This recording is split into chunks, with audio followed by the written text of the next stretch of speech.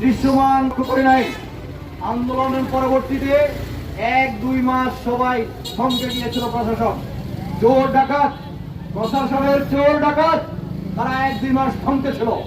এরপরে এখন আগের মতোই সেই ঘুষ দুর্নীতি আগের মতোই চলছে, ঠিক কিনা?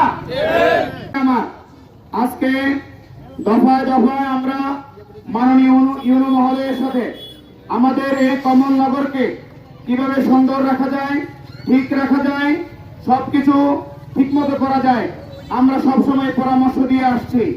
যতগুলো মিটিং ছিল সবগুলো মিটিংয়ে বৈঠকে আমরা এই কথাগুলো উপস্থাপন করেছি। কিন্তু আমরা দেখছি আমাদের এই মিটিংগুলো সামনাসামনি সুন্দর ব্যবহার দিয়ে লাল চা খেয়ে আমাদেরকে সুন্দর করে বিদায় দেওয়া হয়। যেই লাউ সেই কদু, সে আগের মতোই ঠিক রয়েছে, ঠিক কিনা ভাইয়ের আমার? আমরা দেখি